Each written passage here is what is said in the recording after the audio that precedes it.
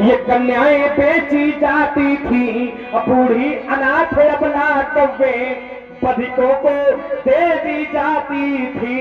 बूढ़े हो जाते जभी पिता, बूढ़े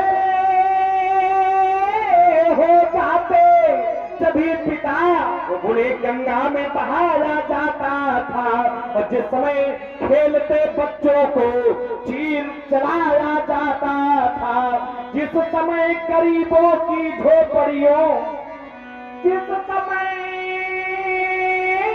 गरीबों की झोपड़ियों में आग लगाई जाती थी, और जिस समय ब्राह्मणों को जबरन मदिरा पिलवाई जाती थी, जिस समय ये सनातन धर्म ग्रंथ, जिस समय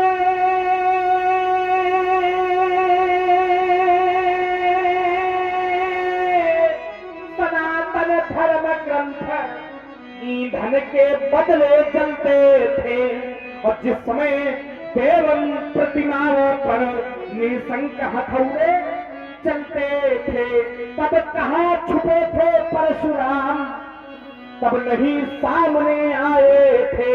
और हाथों में लेकर धनुष बाण ये रघुकुल नंदन आए थे। यह वही पंसाए महामुनि जिसने राक्षस दल मारा है, और पड़ गए चरण उस पत्थर में, उस पत्थर को भी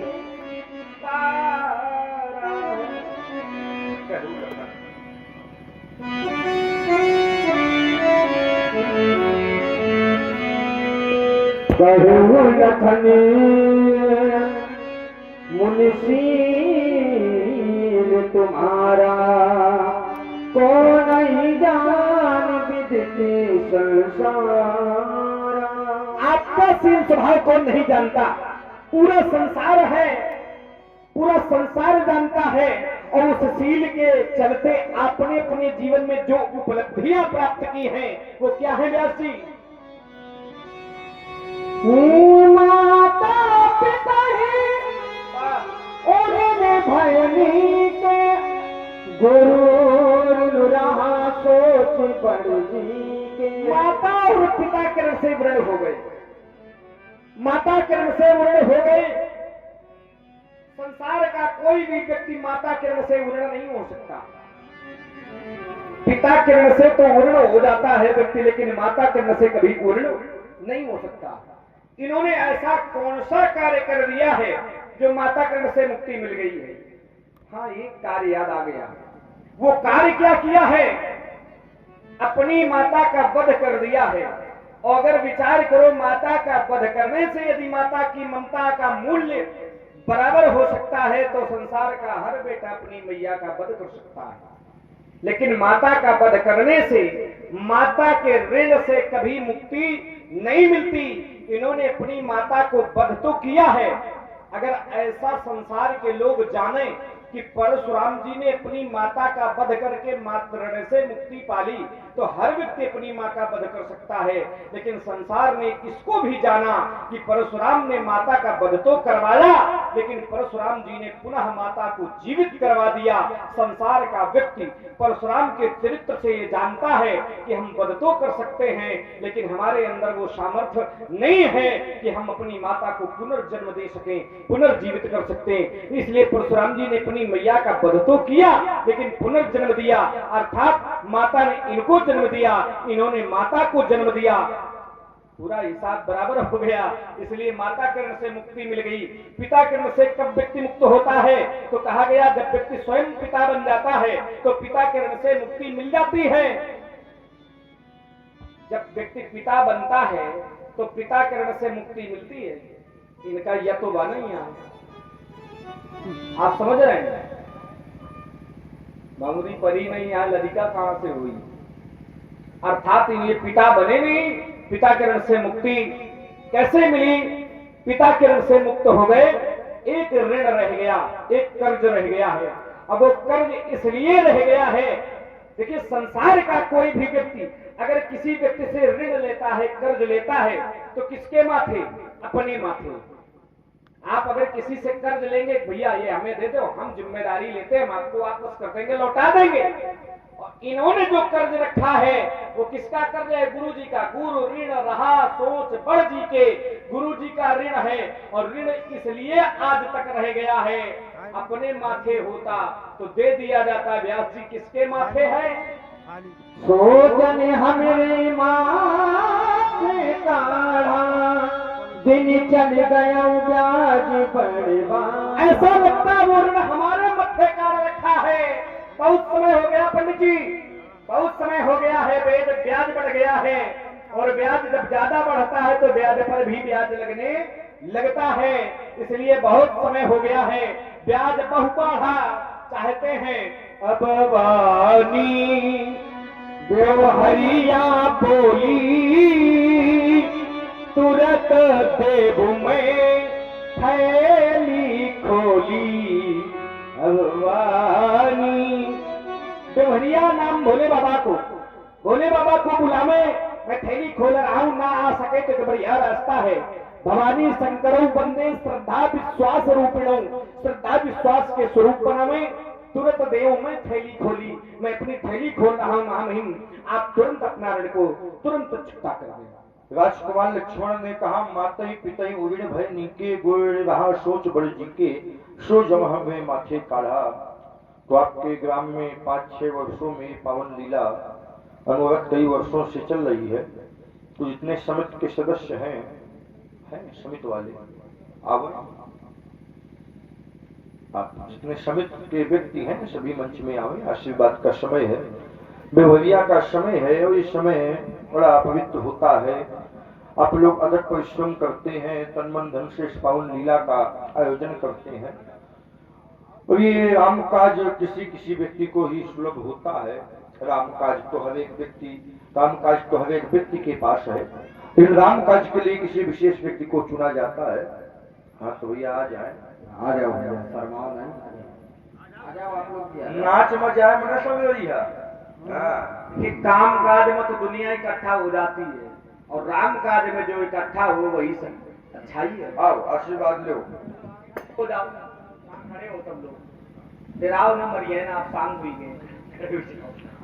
धन्य धन्य यह नगर को, धन्य यहाँ के दास, जिन महिमा ऐसी रची, ये रघुबर चरित प्रकाश। आप सभी के ऊपर आशीर्वाद है। सर्वे भवन्तु सुखिनः, सर्वे सन्तु निरामया, सर्वे भद्राणि पश्यन्तु मा कश्चित् दुर्भाग् भवेत्। व्यवहार जमा कर देना व्यास जी के पास। व्यवहार लाए हो कि नहीं लाए? हाँ, व्यवहार इधर जमा करते जाओ। क्योंकि व्यवहारी हो, कोई व्यवहारी अभी तक आया नहीं, अब ब्याज सहित तुम्हें से वसूलेंगे। हाँ ब्यास।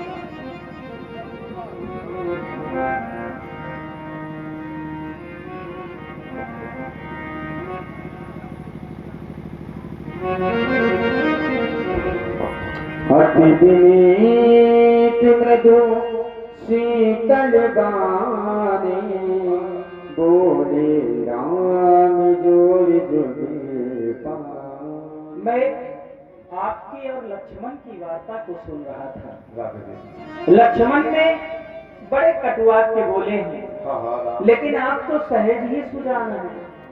मेरा लक्ष्मण अबोध बालक है, देखो कितना छोटा है। आप इस पर क्रोध कर रहे हैं, आप इस पर क्रोध ना करें भगवान। सुनहु नाथ तुम सहज सुजाना, बालक बचन करिए नहीं का। बर्रे बालक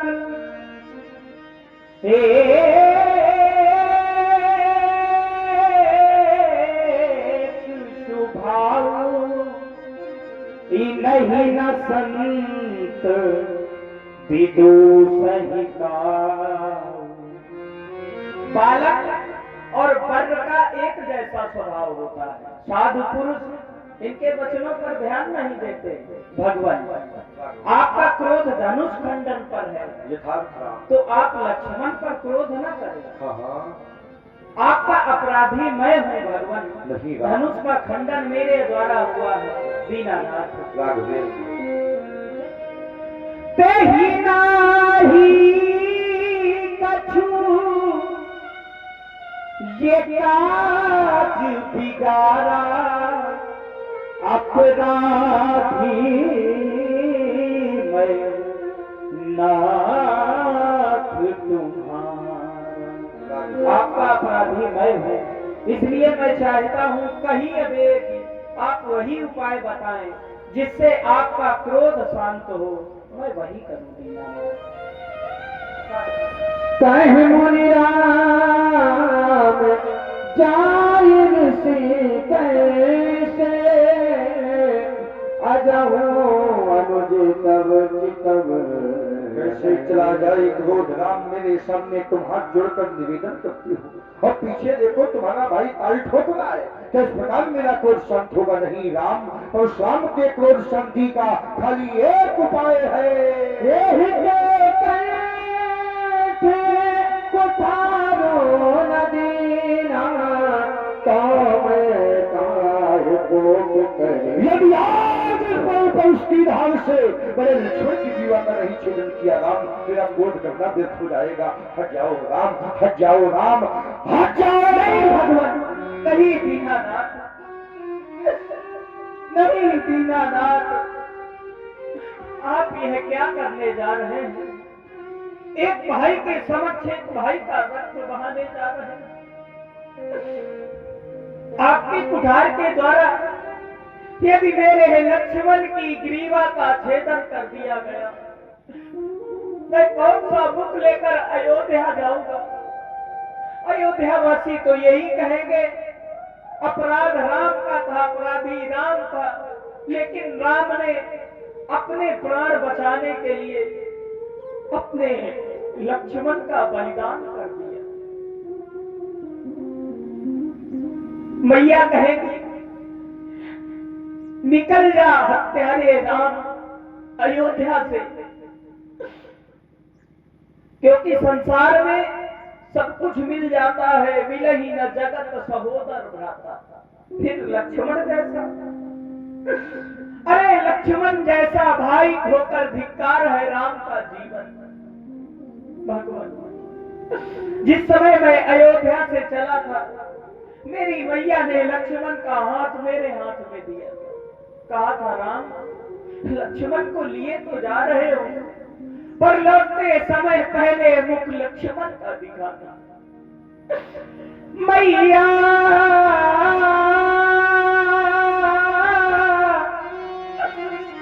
ने चलते समय कहा, हे राम बचन मम सुन लेना, यही लाल सौंपती हूँ तुमको, वैसे मेरा लखन सौंप देना। संसार में बड़े भाग्यवान होते हैं वह लोग जिन्हें विधाता भाई देते हैं। अब आगे तो वह लोग हैं जिन्हें भगवान भाई नहीं देते, और उससे भी बड़े अभागे वह लोग हैं जिन्हें भगवान भाई तो देते हैं, पर भाइयों भाइयों में प्रेम नहीं, बल्कि तकरार हुआ करती है। इसलिए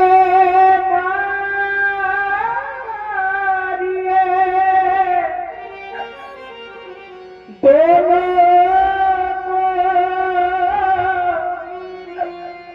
अर्थी सजिया बध पठा देना, रोए यदि मातु पिता बंधु,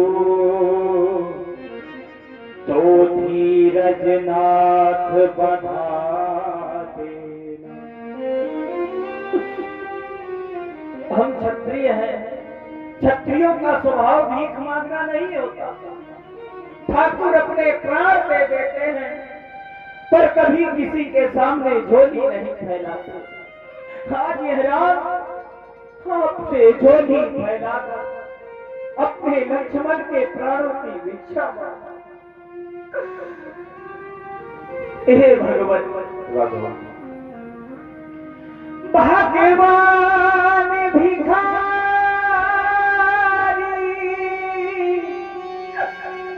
ये मांग रहा भैया के प्राणों